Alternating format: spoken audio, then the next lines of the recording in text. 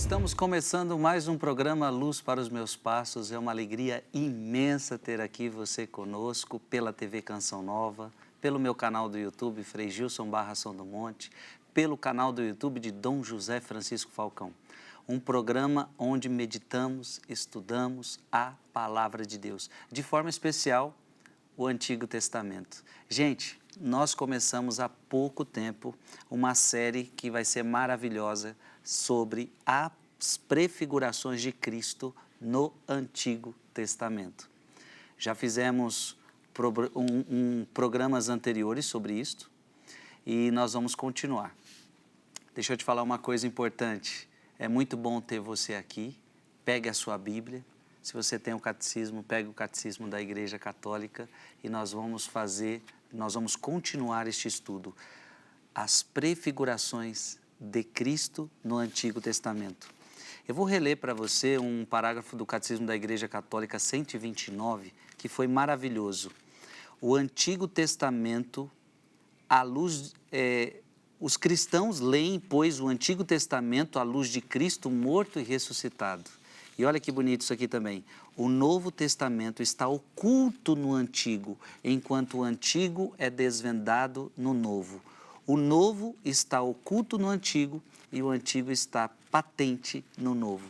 Ou seja, nós vamos agora ver as prefigurações de Cristo no Antigo Testamento. E ainda como introdução, no programa passado, eu fiz uma pergunta para Dom Falcão, que foi a seguinte. Nós vamos tratar agora de Antigo Testamento e nós vamos ver a prefiguração de Cristo em vários personagens, em vários acontecimentos do Antigo Testamento. Mas é nessa hora que muita gente se levanta e diz, mas Noé existiu? Será que Noé existiu? Ou é somente uma figura literária? Abraão existiu? Moisés existiu? Adão existiu? Foi essa pergunta que eu fiz para Dom José no programa passado, que inclusive já nos deu algumas respostas. Mas nós queremos aprofundar isto com você, então prepare-se, porque o programa de hoje vai ser bom demais. Antes de qualquer coisa, quero acolher mais uma vez no meio de nós, Dom José Falcão. Sua bênção, é uma alegria tê-lo aqui conosco. Salve, Frei Gilson, Deus abençoe sua vida, é uma alegria estar aqui. Dom José, fiz a pergunta para o senhor no programa passado, porque muitos teólogos, racionalistas, ao lerem o Antigo Testamento, dizem, mas Adão não existiu, é uma figura literária, Noé não existiu, o dilúvio não existiu, a passagem do Mar Vermelho não existiu. E chega uma hora e isso quando chega em pessoas que não têm um conhecimento da Sagrada Escritura, perdem até a fé na Sagrada Escritura. E a Bíblia parece que vira um livrinho de historinha, como uma fábula, como tantos outros. E o senhor disse que, antes de continuarmos, o senhor gostaria de aprofundar essa questão. Foi. Então, estamos dispostos ao aprofundamento. Tudo aquilo que eu disse no programa anterior, acho que foi no último bloco que nós tratamos disso, foi essa pergunta bem clara que Vossa Reverendíssima formulou sobre Adão, sobre o dilúvio, sobre Noé, etc. E a resposta foi exatamente de acordo com aquilo que agora, aparecendo aí na tela do seu celular, do seu computador, do seu televisor, você vai perceber, é a posição oficial da Igreja Católica. O Dicastério para a Doutrina da Fé, que é, digamos assim, um ministério lá do Vaticano encarregado de defender a fé. Ele tem vários órgãos, várias comissões que integram essa estrutura encarregada da defesa da fé católica. E um desses órgãos é a Pontifícia Comissão Bíblica. É a Comissão Bíblica do Papa. São teólogos, biblistas, exegetas do mundo inteiro, encarregados de se debruçar sobre questões bíblicas. Pontifícia Comissão Bíblica. Qualquer pessoa pode acessar o site Vatican, e lá entrar em Cúria Romana, Dicastério para a Doutrina da Fé. Comissões, Pontifícia Comissão Bíblica. A Pontifícia Comissão Bíblica tem um documento simples de 2 páginas, com 8 perguntas a respeito do caráter histórico dos 3 primeiros livros do Gênesis. Então, o caráter histórico, isto é, existiu ou não? É invenção ou não aquilo que está nos 3 primeiros capítulos do Gênesis? O que é que está nos 3 primeiros capítulos do Gênesis? É muito simples. No capítulo 1, a criação. Criação. No capítulo 2, o paraíso. E no capítulo 3, o pecado original, a culpa original. Que é exatamente o assunto que nós vamos tratar a partir de agora, porque Adão vai ser, a primeira prefiguração de nosso Senhor Jesus Cristo vai ser Adão. Depois a gente vai para onde? Vai para Eva, a esposa dele, porque Eva também é prefiguração da igreja, é prefiguração de Nossa Senhora, a segunda Eva. Pois bem, então, eu achei oportuno a gente abordar, citar e comentar essas 3 perguntas e essas 3 respostas. As respostas são muito simples, sim ou não? É o que eu estou percebendo. A pergunta é grande e a resposta... Perfeito. Sim ou não? Determinadas coisas, ou você responde sim ou você responde não. Não tem churumelas não para a Comissão Bíblica quando o assunto é dúvida. E aqui, caráter histórico. Existiu ou não existiu? O que está no capítulo 1, no capítulo 2 e no capítulo 3. Portanto, posição oficial da Igreja Católica Apostólica Romana. Então, vai ser Vossa Reverendíssima a formular as perguntas, e eu vou dizer sim ou não, que é o que está aqui, e depois a gente comenta, aí é ele que me empareda para esmiuçar, para mastigar, se for o caso, e aí a gente parte para a segunda pergunta, depois a terceira, a quarta, a quinta, a sexta, a sétima e a oitava. Muito bem, vamos à primeira. Os vários sistemas exegéticos que foram concebidos e são apoiados por uma natureza aparentemente científica... Olha a ironia. ...para excluir o sentido histórico literal dos 3 primeiros capítulos do Gênesis, são solidamente fundamentados? Não. Pronto. Ou seja, ao longo da história, vários sistemas exegéticos, e um deles, Vossa Reverendíssima, foi bem claro, racionalista. Sim. Né? Você querer interpretar a Bíblia segundo os critérios puramente racionais. Então, eles se apoiam numa natureza aparentemente científica. Aparentemente. Para excluir o sentido histórico. Ou seja, não, na verdade não existiu, isso aqui é pura lenda, isso aqui é poesia, isso aqui é isso, aquilo outro, isso daí é uma tergiversação. Dos 3 primeiros capítulos, são solidamente fundamentados? Não. Resposta da igreja, ponto e basta. Está claro? E aparentemente científica, porque não tem como a ciência colocar o que está no Gênesis dentro de um laboratório. Disse bem. Veja, as ciências, a igreja respeita todas elas, sim, enquanto dons que vêm de Deus, capacidades que Deus concedeu ao homem para se debruçar sobre aspectos da criação. Ciência médica, ciência psicológica, ciência parapsicológica, ciência botânica, ciência... as diversas ciências. Muito bem. O problema é quando você pretende interpretar a Escritura com os critérios dessa ciência. Sim. Querendo enxergar ali as coisas que se adequam, que são comprovadas por essa ciência. Não, se isso daqui não é comprovado pela minha ciência, isso daqui é lenda, é mentira e assim por diante. Não, de forma alguma. É preciso compreender que isso daqui... Primeiro, é preciso definir o que é ciência. A teologia é ciência. Da mesma forma que a medicina é ciência, da mesma forma que o direito é ciência, que a matemática é ciência, que a agronomia é ciência, assim por diante. Cada ciência tem o seu objeto próprio, tem o seu método próprio. Ciência, então, gosto muito da definição de Humberto Eco, um pensador italiano já falecido. Ele define a ciência como o estudo aprofundado de um objeto com um método próprio. Você não pode pegar um objeto que não é da sua ciência, que não é investigado, que não é o centro, que não é a razão, que não é o foco, que não é o âmbito da sua ciência, e colocá-lo aqui. Sim. E dizer, não, nós temos que analisar a Bíblia com o método científico da medicina. Mas o que é isso? O que é isso?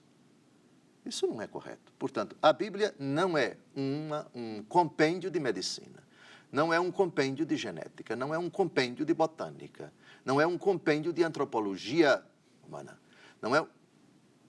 Ainda que haja elementos aqui que você possa tirar e inseri-los e analisar e abordar no âmbito da medicina. Mas quando você pega uma leitura escrita numa época remota, que é uma leitura de fé, que tem critérios específicos da própria ciência teológica. Sim. E você desloca e tenta dar um enfoque, um viés, uma interpretação, uma leitura segundo os critérios daquela ciência, isso é indevido. Sim. Isso não é honestidade científica. Sim. Por isso percebeu aqui a educação. Natureza aparentemente científica, para dizer que o sentido histórico dos 3 primeiros capítulos do Gênesis não procedem. Epa, a resposta é não. Dom José, e outra, a teologia é o estudo de Deus. Sim. Logo, se se estuda Deus, a ciência, por melhor que ela seja, ela sempre terá um limite e não conseguirá nunca alcançar Deus. Perfeito. Veja, são objetos próprios, Sim. com métodos próprios. O objeto da teologia, como o próprio nome diz, Theos, Deus. Deus. Muito bem. Um Deus de Abraão, de Isaac e de Jacó. Um Deus invisível, que se tornou carne no ventre de Maria, que nasceu de Maria Virgem, que pregou, que morreu, que ressuscitou. Essa ciência, medicina, isso, aquilo, outro, ela não tem competência Para alcançar. nem de objeto, nem de método, Sim. para dizer que isso daqui é verdade ou não. Agora, você pode, indiretamente, pegar um fato, narrado pela Escritura, que é objeto dessa ciência. Pensemos as enfermidades de nosso Senhor Jesus Cristo, dos enfermos que foram curados por nosso Senhor Jesus. Sim. O paralítico. Sim. Bem, paralítico e tal, Jesus, Bartimeu, lá em Jericó. Sim. Muito bem. A medicina pode dar uma contribuição limitada dentro do âmbito de sua competência, do seu método, do seu objeto, sobre o fato cura de Bartimeu. Ótimo. Porém, ela não tem competência para dizer não existe milagre. Como? Quem disse que a medicina tem competência para dizer que não existe milagre? O máximo que a ciência médica pode dizer, isso não tem explicação atualmente de acordo com as descobertas atuais da ciência. Isto é, hoje, a medicina não consegue explicar como isso aconteceu. Sim. Vamos dar um exemplo. Uma pessoa que invocou a proteção, a cura, a intercessão, perdão, de São Padre Pio, ou de São Carlos Acutis, ou de Santa Teresinha, qualquer santo. Muito bem. E aí, a pessoa tinha um tumor no cérebro, mais ou menos do tamanho de uma laranjinha, um tumor já avançado. Muito bem. Ela pediu a intercessão, suplicou a intercessão do beato ou do santo, daquele que está para ser beatificado. E aí, surpreendentemente, a pessoa se sentiu curada. Prudentemente, ela se submeteu a uma comissão de médicos. A igreja pediu, não é, que essa comissão se debruçasse sobre isso. Qual é o papel só médicos. Qual é o papel dessa comissão? Não é dizer que houve milagre. É simplesmente dizer o que aconteceu aqui. Tem ou não explicação à luz da ciência atual? Pronto.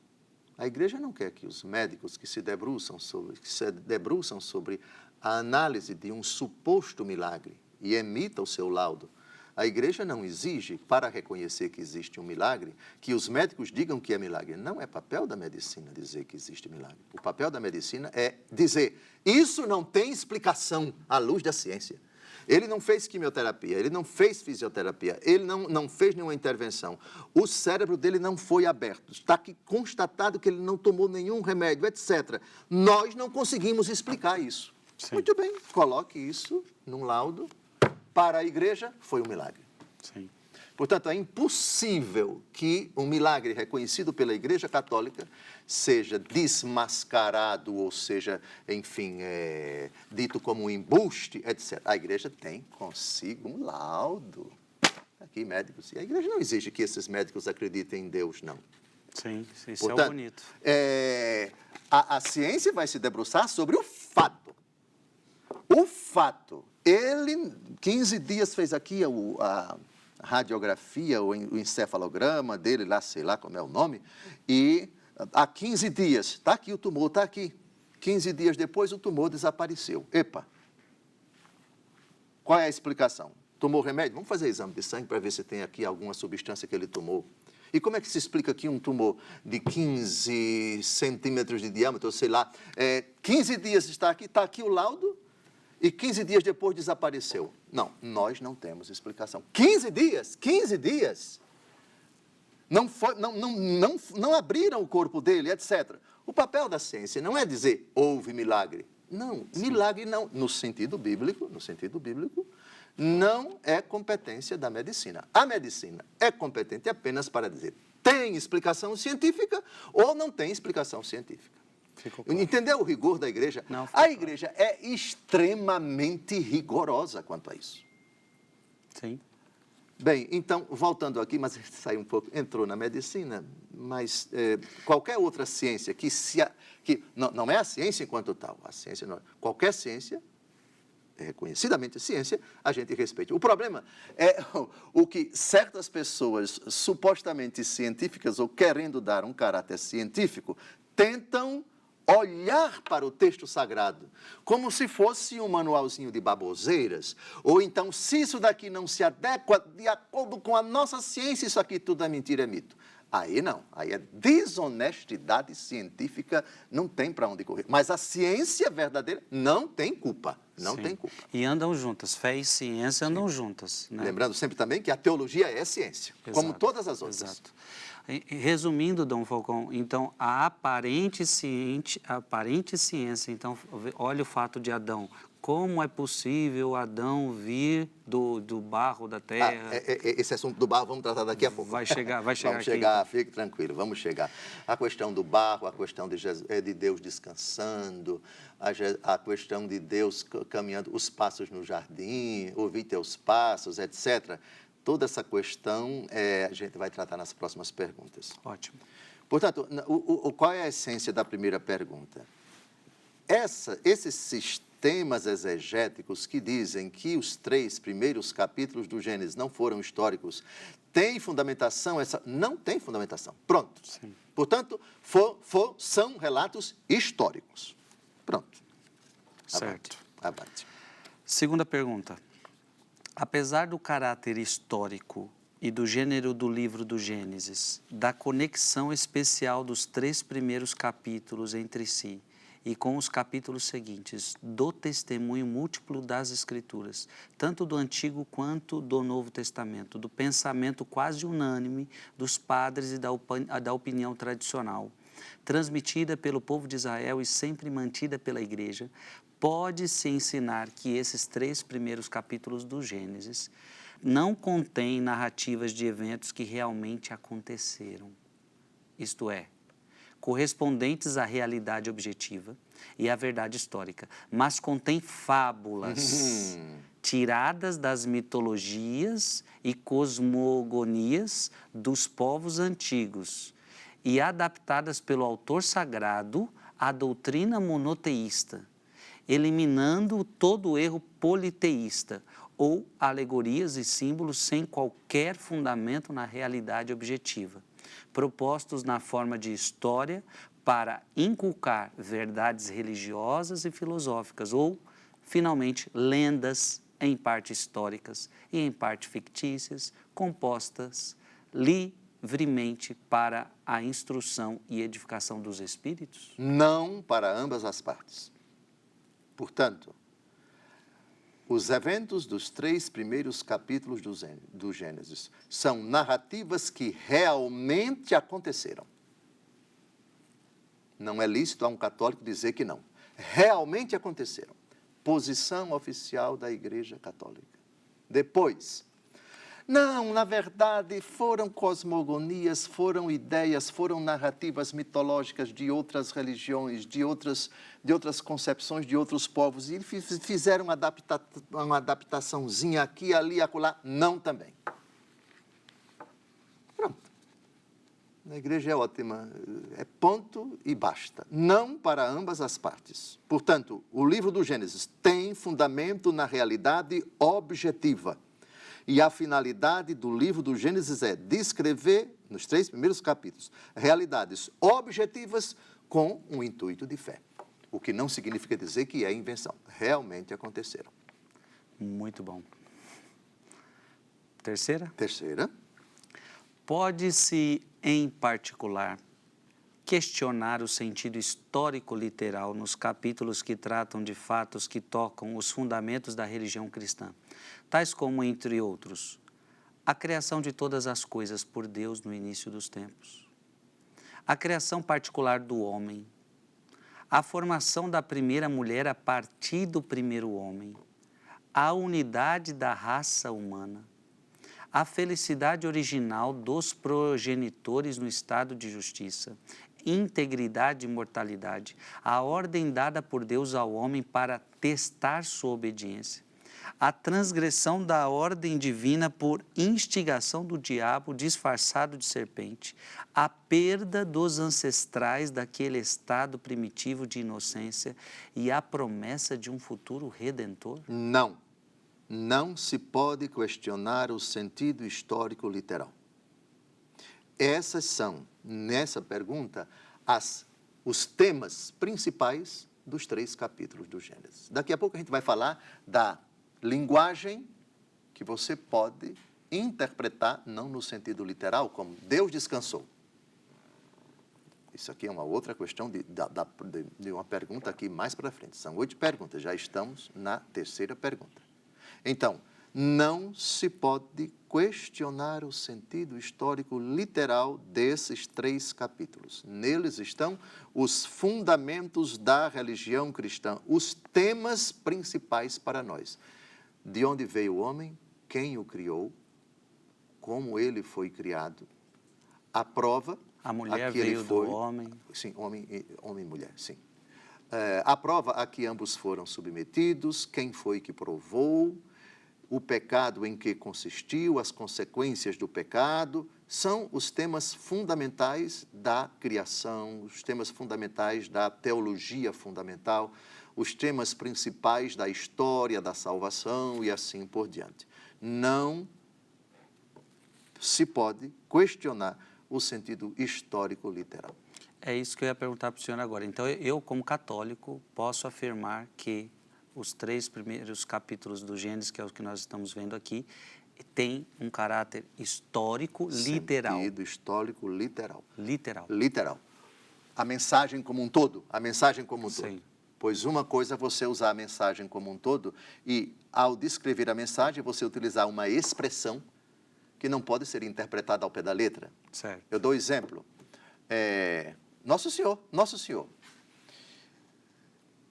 Dentre os maiores, dentre todos os homens nascidos de mulher, nenhum é maior do que João. Mas o menor no reino dos céus é maior do que ele. Lembra disso? Sim. Mateus capítulo 11, versículos de 11 a 12. Maior e menor.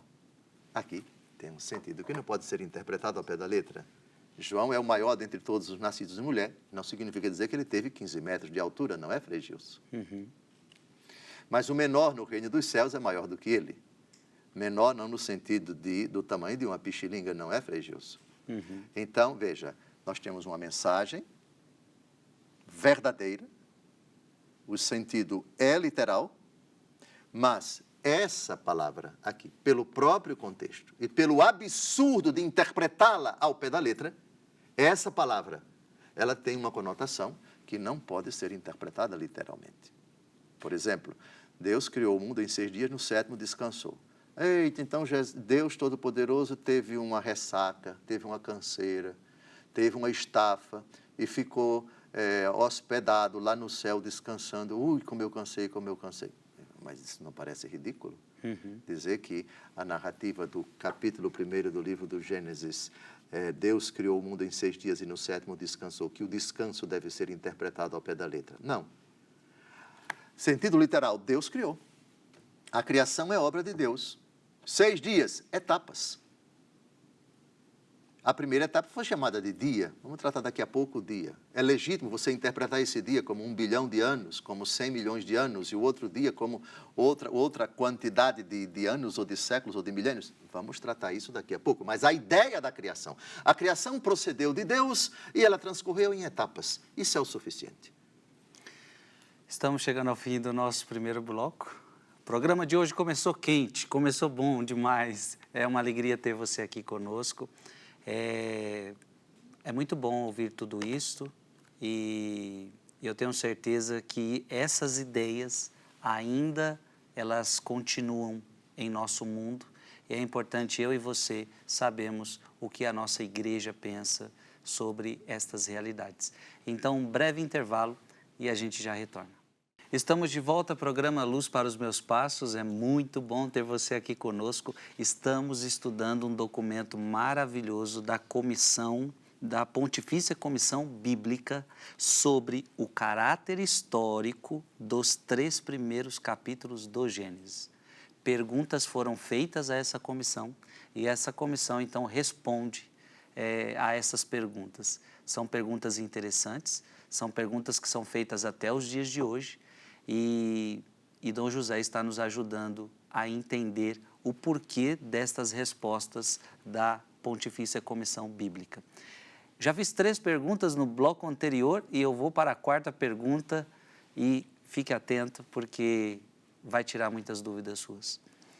Dom José, na interpretação daqueles capítulos que os padres e doutores interpretaram de modo diferente, sem deixar nada certo e definido, é permitido, sem prejuízo do juízo da igreja, mantendo a analogia da fé, seguir e defender aquela opinião que cada um julgar mais prudente? Sim.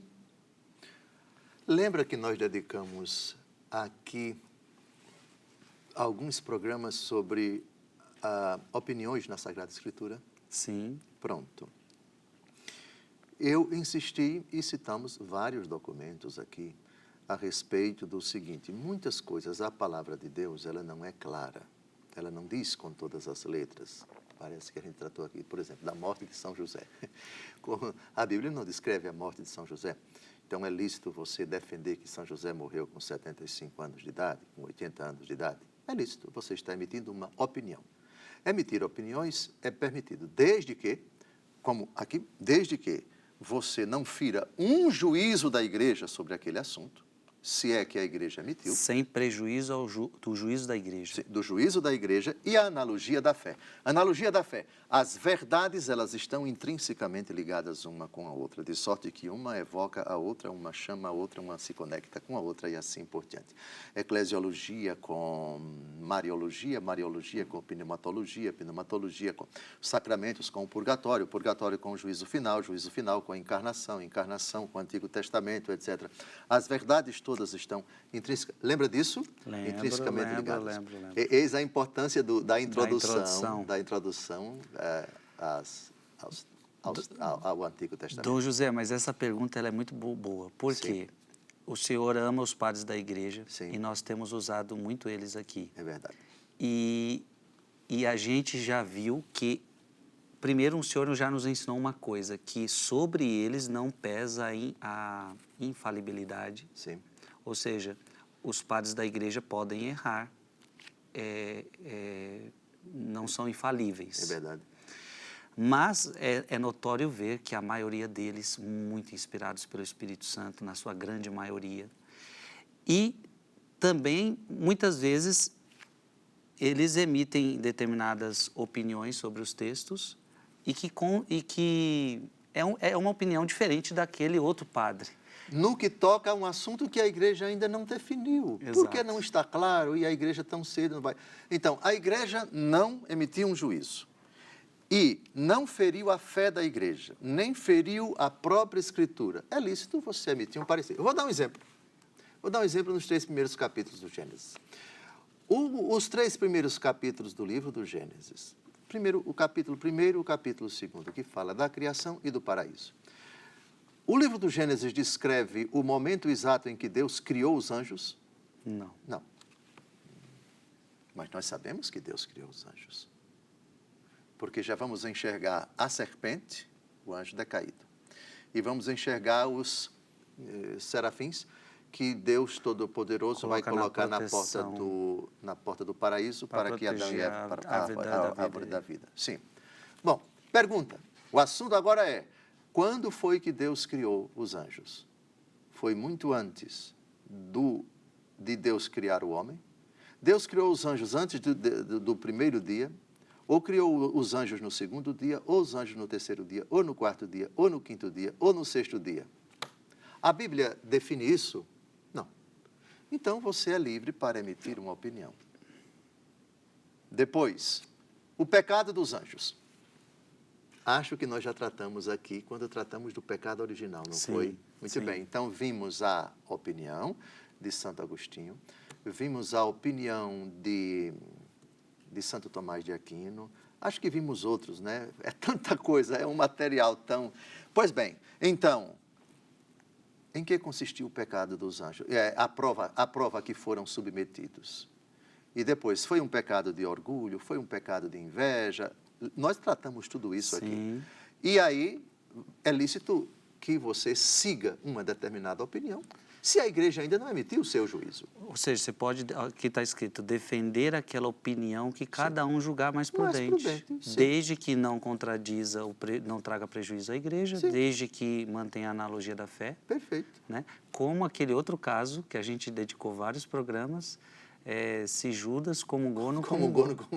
Então, um padre da igreja, Santo Agostinho, pensou uma coisa. Que não comungou. E Tomás de Aquino, outra. E aí, nesse caso também, você pode julgar o que for mais prudente. A opinião mais nenhuma contradiz a igreja. Perfeitamente. Tem muita coisa no relato, não só nos 3 primeiros capítulos, mas ao longo de toda a Bíblia, que não é claro. Não é claro. Lázaro foi assassinado? Provavelmente foi. Eu emito a opinião que foi. Mas quem defende que Lázaro, que Jesus ressuscitou, não foi assassinado, fique à vontade. Nós temos um fundamento bíblico que parece indicar que foi assassinado. Parece que foi. Mas esse mesmo versículo você pode interpretar de uma outra forma. Mas não está claro. Só disse que os judeus decidiram matar Lázaro, porque por causa dele muitos estão acreditando em Jesus. Sim, a narrativa não diz, né? Mas se eles mataram o próprio Jesus, por que deixariam Lázaro vivo? Ele é uma prova viva, não é? Que ele estava morto há 4 dias e agora está vivo. Bom, mas como o texto bíblico não diz, não é? Para onde Nossa Senhora foi depois que João 19, 27, e a partir daquele momento o discípulo a recebeu em sua casa, essa casa dele foi na Terra Santa, ou ele fugiu para a Turquia, para a atual Turquia, na cidade de Éfeso. Bom, eu estive em Éfeso, na casa que, segundo a antiquíssima tradição, Nossa Senhora morou com São João até o fim da vida. Mas tá bom, na Escritura não é claro, você fique à vontade para acreditar que ela foi para Éfeso. Eu, particularmente, sou da opinião que ela foi, apesar de não estar escrito, porque não está claro. A partir daquele momento, o discípulo a recebeu em sua casa. Que casa foi essa? Ficou quanto tempo com Nossa Senhora na Terra Santa? E depois, diante da perseguição, ele fugiu com Nossa Senhora. São questões. Por favor, fique à vontade. A opinião que você julgar mais prudente. Muito bom, muito bom. Próxima pergunta? Ir para a 5ª pergunta? Sim. Devemos sempre e necessariamente tomar em seu sentido próprio todas e cada uma das palavras e frases encontradas nos capítulos acima mencionados, de modo que nunca seja permitido afastar-se delas, mesmo quando as mesmas expressões parecem ser usadas em um sentido manifestamente impróprio, metafórico ou antropomórfico. De modo que a razão nos impede de sustentar o sentido próprio ou a necessidade nos força a abandoná-lo? Não. Vamos mastigar essa pergunta. Mastiga, por favor. Pois bem, as palavras têm um sentido próprio e as palavras têm um sentido impróprio. As palavras têm um sentido literal e, às vezes, as palavras têm um sentido metafórico. Ok? Certo. Deus criou o mundo em 6 dias, no 7º descansou. Qual é o sentido próprio da palavra descansar? Descansar mesmo. Eu estou precisando descansar. É dormir mesmo. Para o Senhor é deitar numa rede. Exatamente. Eu tenho rede aqui em Brasília. Pois bem, mas para Deus, o sentido literal da palavra descansar não se aplica. É outro. É outro. Portanto, devemos sempre necessariamente tomar em seu sentido próprio todas as palavras dos 3 primeiros capítulos e cada uma delas. Ou seja, você não pode se afastar do sentido literal, é descanso mesmo. Deus ficou num spa. Deus não ficou num spa nem num esparadrapo. Nem spa, nem esparadrapo. Porque Deus não se cansa. Sim. Portanto, aqui é sentido impróprio. O guarda de Israel não dorme nem cochila. Não dorme nem cochila, Salmo 120. Salmo 120 é aquele que é o guarda de Israel. Mas Jesus, verdadeiro Deus e verdadeiro homem, dormiu. Sim. O episódio da tempestade, em São Marcos, ele está dormindo num travesseiro. E Jesus dormiu, enfim, descansou. Minha alma está perturbada até a morte, fiquem aqui, vigiem comigo. Enfim, ele experimentou o cansaço, o sofrimento, a angústia, a aflição. Enquanto Deus é encarnado, semelhante a nós em tudo, menos no pecado. Outro exemplo. Adão, onde estás? Escutei teus passos no jardim e escondi-me porque eu estou nu. Lembra disso? Lembro. Quem te disse que estavas nu? Passos. Isso não pode ser interpretado ao pé da letra como Deus caminhando, pisando nos gravetos, putuque, putuque, putuque, putuque. Não. Isso é um antropomorfismo. Sentido antropomórfico. Veja. Sim. O que é antropomorfismo? Antropomórfico. É antropos, homem. Morfeo significa forma. É quando você descreve o agir de Deus como se ele fosse o homem. Deus respirando, Deus tocando com o dedo, Deus caminhando, Deus dormindo, Deus se cansando. Entendeu? Então aqui está dizendo, você pode usar um sentido impróprio, metafórico ou antropomórfico. Antropomórfico, sim. A serpente falando. Pronto, está aqui o outro exemplo, ia chegar lá. Ou seja, o autor sagrado, que não tinha a noção espiritual que o Novo Testamento tem, e alguns livros do Antigo Testamento também, de um espírito puro decaído, descreveu a ação dessa figura sombria, invisível, como uma serpente que é chamada de o mais astuto de todos os animais da terra. Então, aqui nós temos não um antropomorfismo, porque não temos homem aqui. Certo. Aqui é um espírito puro e um animal irracional. Certo. Não é? Um réptil. Muito bem. E aí o autor sagrado, inspirado por Deus, identifica esse animal astucioso, traiçoeiro, essas qualidades desse animal, Deus colocou essas qualidades, não é?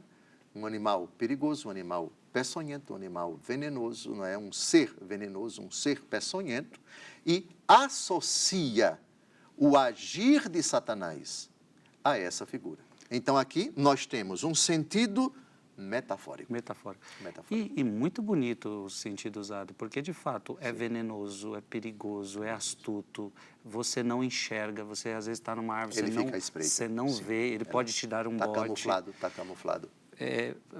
Ele pega o seu Sim. calcanhar. Sim. Age de forma sorrateira.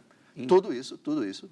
E sem contar aquelas cobras do deserto que fica preso, fica lá na terra, que do nada aparece. Então, é muito sábia a Sagrada Escritura. Perfeito. Né?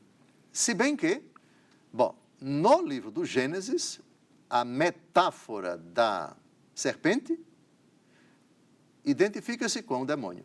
Mas em outro contexto, a metáfora da serpente se identifica com o próprio Jesus. Com o próprio Cristo. E Jesus quis que essa metáfora fosse um recado para nós. Sede mansos como as pombas e prudentes como as serpentes. as serpentes. E a serpente no deserto, que representa Cristo. João capítulo 3, o diálogo com Nicodemos, assim como Moisés elevou a serpente no deserto, é necessário que o Filho do Homem seja levantado. Ele se identificou com a serpente em João capítulo 3. Tem razão, tem razão. Mas é tão bonito, né, a Sagrada Escritura, Dom José, porque se o livro do Gênesis fala de uma serpente, e isso está atrelado a toda a Sagrada Escritura, quando você vê o Apocalipse usando a mesma expressão, a primitiva serpente, ou seja, dando um aval, não tem nada de erro, não tem nada de errado, tem um simbolismo, é um sentido metafórico importante. Perfeito, perfeito.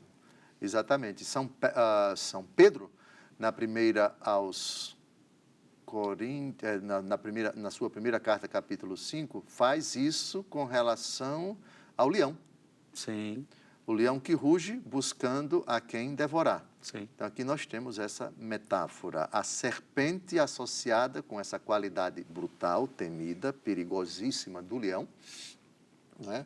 É uma prova de que esse dispositivo literário dos 3 primeiros capítulos do Gênesis foi utilizado pelo próprio Jesus, a serpente, né? Mansos prudentes como as serpentes, e pelos próprios apóstolos. Sim. Né? E Jesus é chamado leão da tribo de Judá. Aí já é São João no Apocalipse. Sim. E para a gente avançar, quando Deus amaldiçoa a serpente, ele não está amaldiçoando o animal, né? Porque as pessoas podem pensar, serpente é um animal amaldiçoado por Deus. Não é um animal serpente, né, que Deus está amaldiçoando. Disse bem. O tema da maldição seria muito interessante a gente um dia abordar, tem muita coisa ainda para frente, mas daqui a uns 16 anos a gente vai tratar desse tema, proponho, por quê? Porque existe uma maldição boa. Certo. E existe uma maldição má. Ai de ti, ó Betsaida, de ti, Cafarnaum, etc. Pensas que serás elevada ao céu, ao inferno serás jogada. Então temos maldições boas. A maldição ela é pecaminosa quando ela traduz o desejo de que o mal aconteça para uma pessoa, para um grupo de pessoas ou para um local. Mas quando a maldição é previsão, assim como Jesus previu... Então é um aviso. É um aviso. Um aviso para que você se arrependa, para que aquilo não aconteça. Mas o tema da maldição é... Mas é um tema bom, é um tema bom sim, no Antigo Testamento. Amaldiçoar, sim. Maldito, mas Jesus, o Senhor Deus vai dizer também, ele não amaldiçoa, ele amaldiçoa a terra, ele amaldiçoa a serpente, mas não amaldiçoa o homem. Mas com Abraão ele vai amaldiçoar. Abençoarei os que te abençoarem, e amaldiçoarei os que te amaldiçoarem. Maldito o homem que confia em outro homem. Também. Mas veja, sempre tem um que. Quando se amaldiçoa sem ser pecado na Bíblia, a maldição é dirigida tem uma intenção, prever, é uma previsão, ai de ti, ó Betsaida, ai de ti, Cafarnaum, ai de ti, etc., para que a pessoa se arrependa, para que a pessoa não se condene, para que a pessoa reveja. É uma advertência de uma desgraça que vai acontecer como consequência do seu próprio pecado. Eu estou advertindo você, eu estou dizendo que algo mal vai acontecer para que não aconteça. Eu digo como advertência, Vocês pensam que os 18 da torre de Siloé morreram porque cometeram? Não, mas se vocês não se arrependerem, vai acontecer o mesmo com vocês. Lembra? Sim. Lembra dos judeus cujo sangue Herodes derramou no templo? Vocês pensam que eles cometeram pecado? Não, mas se vocês não se converterem, vai acontecer o mesmo com vocês. Então temos sim algumas maldições dos lábios de Jesus, boas, e muitas também dos profetas, mas não é o momento agora de a gente tratar. Estamos nos 3 primeiros capítulos. Então, a serpente é uma metáfora. É uma metáfora. É uma metáfora. Sim. Per- Mas que evoca uma realidade que é verdadeira. Verdadeira. O demônio existe, Exato. é um anjo, é um espírito puro decaído, ali descrito como uma serpente. Eu posso, então, pensar que, por exemplo, eu olho minha vida, o demônio nunca me apareceu como uma serpente falando comigo. Nem precisa, ele nem é besta, nem idiota de fazer isso. Então, ou seja, o demônio, ele se insinua comigo, com o Senhor, com todos nós, através dos nossos pensamentos, através da situação, através do ambiente. Então, eu posso entender que quando descreve que Eva estava dialogando com a serpente, na verdade, o mesmo processo que acontece conosco estava acontecendo com Eva. Os seus pensamentos, o ambiente à sua volta, porque a serpente é uma metáfora. Não tinha uma serpente falando com ela naquele momento. Perfeito, exatamente. É legítimo você imaginar, assim como nós somos tentados pelo sussurro de Satanás, faça isso. As sugestões, ele é um ser invisível. as imagens, etc. Sim, perfeitamente. É legítimo você pensar que o diálogo acontecido, uma das hipóteses. Portanto, veja, defender aquela opinião que cada um julgar mais prudente. Pergunta de número 4, por favor. É permitido, sem prejuízo do juízo da igreja e mantendo a analogia da fé, seguir e defender aquela opinião que cada um julgar mais prudente? Isto é, ali estamos diante de uma metáfora. Portanto, imaginar que uma serpente, o demônio se materializou numa serpente. Você quer defender isso? A igreja já afirmou isso? Não afirmou. Mas eu quero acreditar que o demônio se materializou na serpente. A igreja nunca emitiu um juízo. É legítimo para você. Agora eu vou dizer, você quer acreditar que o diálogo entre Eva e a serpente foi o demônio que se materializou numa jararaca, numa sucuri, numa anaconda, e falou com ela? Por favor, fique à vontade. Agora, eu vou emitir a minha opinião, porque a igreja me autoriza a defender a opinião que cada um julgar mais prudente sobre esse assunto. O diálogo de Satanás com minha opinião. Sim. O diálogo de Satanás com a serpente, com Eva, foi um diálogo em âmbito de intelecto. Sim. Todos nós já sentimos aquela terrível experiência de uma voz que não é humana, sussurrar, faça isso, diga isso. E você sabe que não pode. Você sabe que não pode, sim, o diálogo... E fica sussurrando. Exatamente, até que você cometa o pecado. Minha opinião, mas eu respeito a sua se achar que foi uma sucuri, mas fique à vontade. E se a pessoa, a opinião dela que foi uma sucuri, ela está se firmando, por exemplo, a mula de Balaão falou, então a cobra também pode falar. Fique à vontade. Fique à vontade. Olha a pergunta. Na interpretação daqueles capítulos, que é o caso, capítulo 3, estamos tratando do pecado, o diálogo de Satanás com Eva.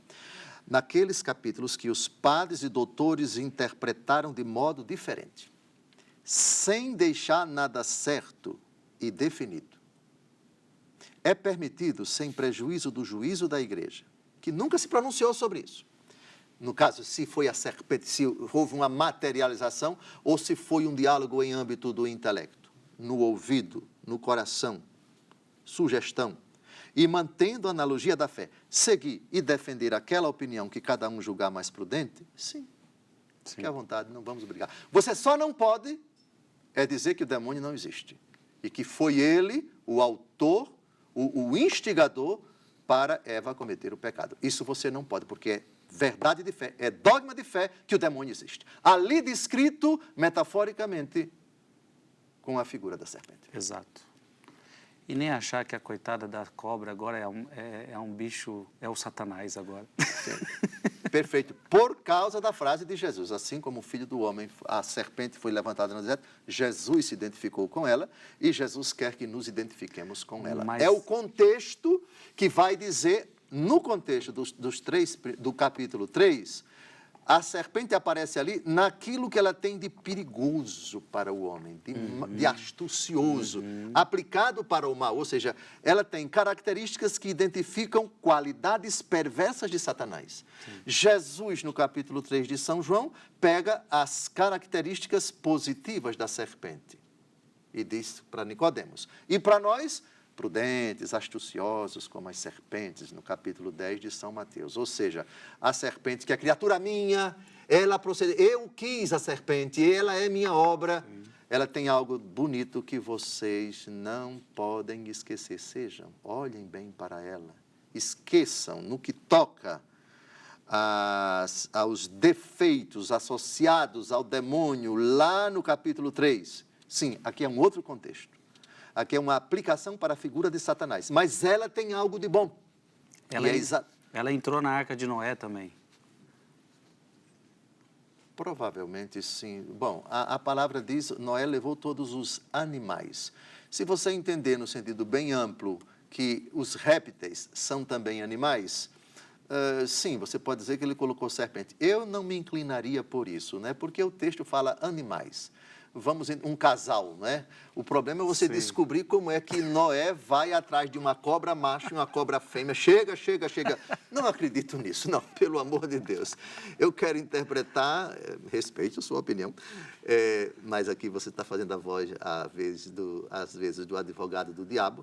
Não creio que Noé tenha colocado na arca um casal de cobras. Não. É muito difícil você descobrir com a cobra macho e uma cobra fêmea. Você corre atrás. Não.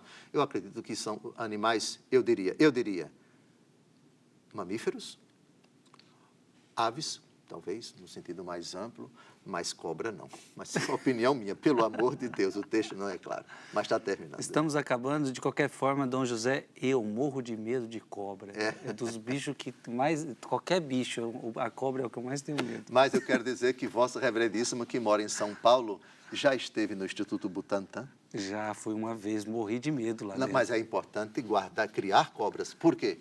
Porque elas salvam vidas. Sim, o soro antiofídico para salvar as pessoas mas que são... Mas não na minha casa, né? Não, no Instituto Butantan, pelo amor de Deus. Vá ao Instituto Butantan. É assustador, mas ali vidas são salvas. Sim, elas são criadas para salvar nossas vidas. Gente, é uma alegria estar aqui. Esse programa é assim também, a gente tenta fazer com que ele seja também descontraído, para que você possa, com leveza, aprender coisas muito profundas, coisas muito importantes. O assunto está muito bom, o assunto está muito interessante. Infelizmente, nós estamos chegando ao fim deste programa. Nós temos 8 perguntas, eu iria fazer agora a 6ª pergunta para Dom José Falcão. Então, você vai ficar na ansiedade para a próxima semana. Na próxima semana a gente se encontra e a gente vai continuar este estudo da Pontifícia Comissão Bíblica sobre o caráter histórico dos 3 primeiros capítulos do Gênesis. E depois a gente segue, tá? A gente vai seguir sobre as prefigurações de Cristo no Antigo Testamento. E tudo isso está sendo falado porque a primeira prefiguração de Cristo do Antigo Testamento que nós vamos estudar é Adão. Adão prefigura Cristo? É isso que nós vamos meditar.